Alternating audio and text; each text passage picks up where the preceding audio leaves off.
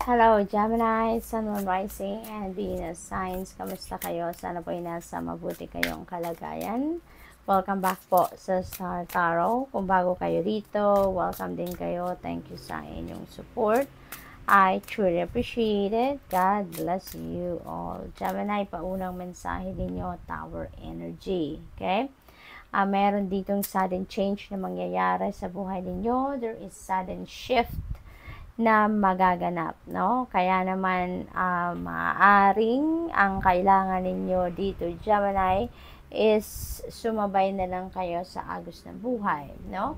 Kasi yung pagbabagong ito, this could be surprise you, no? This will surprise you kasi nga, biglaan ang pangyayaring ito at maaaring ma-overwhelm din kayo sa sitwasyon na to. But you know what? Ganun man ang maging sitwasyon, magkaroon man ng discomfort dito sa una lang yan, no, Gemini, kasi kung saan kayo dadalhin ng sitwasyon na ito, ng pagbabagong ito, at the end of the day, pagpapasalamat nyo yan because that will be in alignment with your destiny. Dadalhin kayo doon sa sitwasyon kung saan malapit na kayo sa inyong destiny. Kaya magiging masaya kayo doon. Marirealize ninyo doon na sana noon pa to nangyari. Kasi that is where you're going to feel contentment, satisfaction, fulfillment. Kaya magiging genuinely happy kayo dyan. We have 5 of Wands. Maaring may conflict dito, no? Between you and another person, between you or a group of people. Maaring related dito sa trabaho or family situation, hindi nagkakaintindihan, there is friction, there might be competition kung nasa trabaho ito, rivalry, no? Kung mayroong mga posisyon sa trabaho na pinag-aagawan. We have 10 of Pentacles. So, maybe this is family situation then for some of you, no? Maaring merong nag-aagawan ng mana dyan. Maaring merong hindi pagkakaintindihan because of family money or family property. Maaring ganon. For some of you naman, Gemini, maaring ito ay additional wealth, no? Merong paparating dito na additional wealth. This is financial success, financial gain. Maaring maganda ang takbo ngayon ng inyong kaperahan. Maaring may negosyo ang pamilya at maaring yan ay maganda ang kalagayan, ano, ninyo. Maaring ganun ang ganap dyan. Maaari din na ang iba sa inyo dito ay financially stable na. Masasabi nyo na nakapag-ipon na kayo and you can provide for your family for the long term, no? So, posibleng ganun din ang ganap dyan for some of you. High Priestess energy. Ayan. So, Gemini, maaring ang iba sa inyo dito, you know, is may mga divine guidance na pinapadala sa inyo ang universe at yan ay kailangan ninyong, alam mo yun, ma-pick up, no? At kaya kailangan ninyo na magbigay kayo ng kahit konting oras sa sarili ninyo na makapakinig kayo sa inyong intuition because sinasabi nga dito na your intuition is on point, your intuition will guide you. Kaya importante din ito, no, para magabayan kayo sa inyong mga sitwasyon sa ngayon. So what else? We have the Lovers, decision making talaga, no? That could be related to relationships ngayon ang inyong siguro kailangang pagdesisyonan, no? May sitwasyon sa inyong relasyon na kailangan ninyong pag-isipan, pagdesisyonan sa ngayon. Kaya nga siguro nalilito kayo kung anong gagawin ninyo, kaya inimbitahan kayo ni High Priestess na pakinggan ninyo ang inyong intuition because you are divinely guided. Binibigyan kayo dito ng enlightenment and mental clarity ng universe. So, you need to, to access that. Diba? Pakinggan ninyo ang inyong intuition. Okay? What else? We have Knight of Swords. Ayan. So, things are going to speed up, no? Kung may mga bagay dito na inaasikaso kayong medyo nadidelay, medyo natatagalan ang pag-usad, ngayon, that will be lifted na. Things are going to fall into its right places na sa ngayon. Kaya magkakaroon na kayo dito ng pag-usad, magkakaroon na kayo dito ng pagtakbo, no? Ng mga bagay-bagay. So, good luck. That's all I have for you for today. Thank you for watching Love and Life. Namaste. Hello Libra, Sun, Rising, and Venus signs. Kamusta kayo? Sana po nasa mabuti kayong kalagayan. Welcome back po sa Star Tarot. Kung bago kayo rito, welcome din kayo. Thank you sa inyong support. I truly appreciate it. God bless you all. So, Libra, paunang mensahe ninyo ay Ace of Wands. Ayan, so Ace is a new beginning energy. Kaya definitely, meron kayong sisimulang bago dito sa buhay ninyo.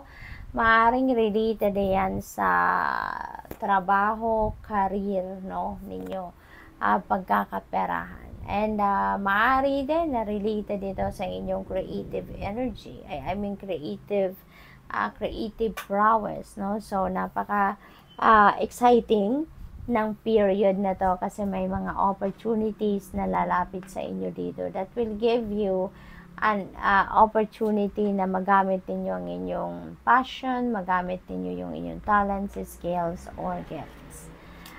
The moon energy, may mga guidance kayo, no? May mga guidance kayo dito galing sa divine universe at importanteng mapakinggan ninyo yan, ano? From your intuition kasi siguro nagdadasal din kayo for clarity, no? Or siguro kailangan talaga ng inyong sitwasyon ngayon ng gabay kasi maaaring naguguluhan din kayo, no, sa mga desisyon na kailangan ninyong gawin.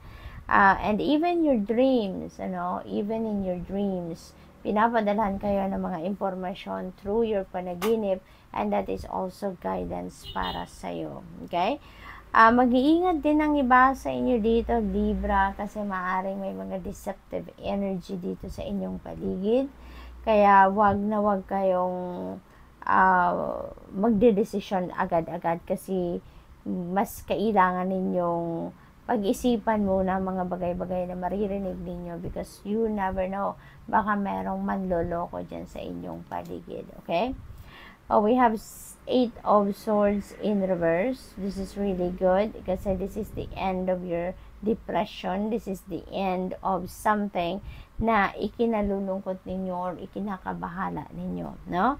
So, there is healing dito sa inyong sitwasyon. Magiging maayos na din ang takbo ng inyong pag-iisip. Makakapag-desisyon na din kayo dito ng maayos. You would be able to move forward na sa buhay, okay? Libra, we have the Empress energy. Ayan, so, dito naman sa Empress energy, maaaring ang iba sa inyo dito ay merong financial gain na makukuha. Financial opportunities na maaaring dumating din sa inyo dito, no? Na related siguro sa inyong pagkakakitaan talaga. This is also a very nurturing energy, Libra, kaya maaaring ang iba sa inyo dito ay hands-on mag-alaga, no? Ng inyong pamilya, mag-alaga ng inyong mga magulang, kapatid, something like that. Queen of Cups in reverse. Ayan. So, siguro, ang iba sa inyo dito, no, there is an unbalanced emotions sa ngayon. So, siguro din, ang iba sa inyo, may confusion, no? May confusion na nararanasan sa ngayon. Kaya parang, sala sa init, sala sa lamig din ang ganap ng iba sa inyo dito. We have Death energy. This is really beautiful transformation. Merong mga pagbabagong mangyayari sa buhay ninyo sa ngayon. Maraming movement, maraming changes ang magaganap dito for you, Libra. Okay? So, this is the end of the old and the start of the new sa buhay ninyo, which is really good kasi there is freshness dito na magaganap, There is new beginnings dito, and this could be in any area of life. Depende sa inyong sitwasyon. Maaring bagong bahay, bagong perspective, bagong ideas, bagong trabaho, bagong career, relationship. It could be anything, no? Depende sa inyong sitwasyon. But definitely, there is some changes na mangyayari sa buhay ninyo. So, good luck, and that's all I have for you for today. Thank you for watching. Love and light. Namaste. Hello, Aquarius, Sun, Moon, Rising, and Venus signs. Kamusta kayo? Sana po nasa mabuti kayong kalagayan. Welcome back po sa Star Tarot. Kung bago kayo dito, welcome din kayo. Thank you sa inyong support.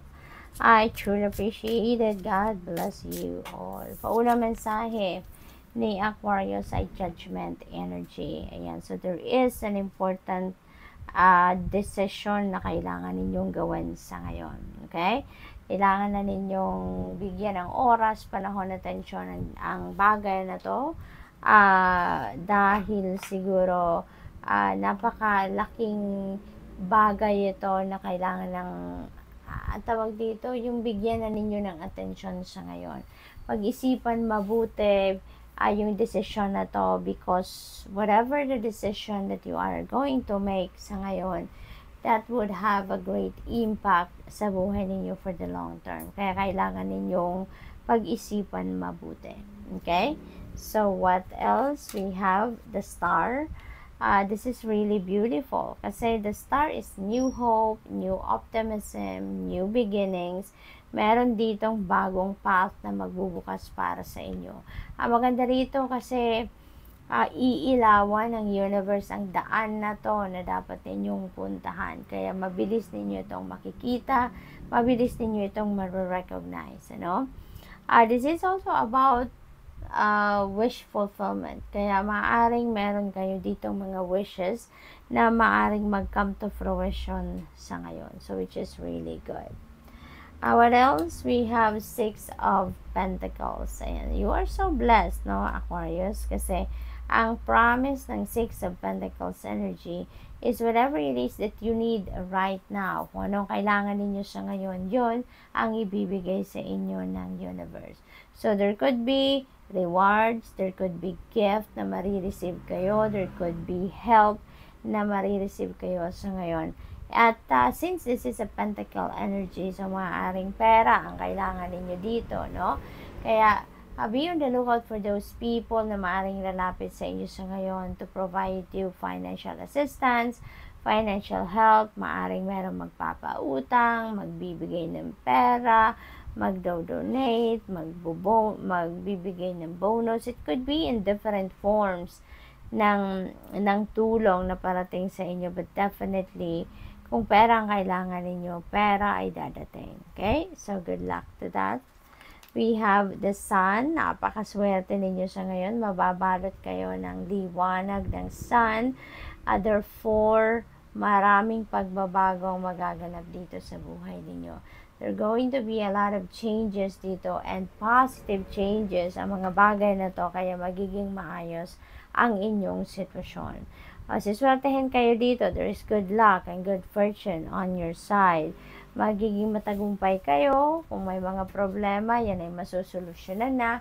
Kung mayroong mga blockages that will be lifted, kasi there is positive change coming your way. Everything is going well. Everything is going to fall into its right place. So, good luck sa inyo. Napakaswerte naman ninyo sa ngayon. Okay? What else? We have 4 of Wands. Ayan. So, meron ditong celebration. Now, this is a celebratory energy. At maaaring ang lahat ng pagbabagong ito, no, na positibong pagbabago, ang isa-celebrate ninyo. Maaari din na yung wish na to na magka-come to fruition, yan ang isa-celebrate ninyo.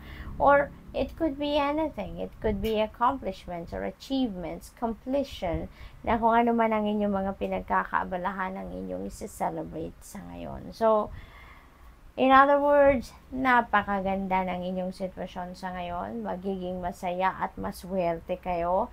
May prosperity, abundance, good health, solution to your problems na maaaring dumating. And finally, magkakaroon na din kayo ng peace of mind. Mararamdaman na rin ninyo yung peace and harmony within yourself dito, no? What else? We have Page of Pentacles in reverse. Ayan. So, maaaring meron din ditong unexpected changes na mangyayari, no? Para sa inyo. Kaya dapat lagi lang din kayong handa sa mga pagbabago. Lagi lang din kayong handa na mag-adjust sa mga pagbabago na dadating sa buhay ninyo. Because life is a mystery in itself, diba? Minsan gugulatin na lang tayo ng mga pangyayari na hindi natin inaasahan. Kaya importanteng lagi tayong handa. Okay? So good luck. That's all I have for you for today. Thank you for watching. Love and light. Namaste.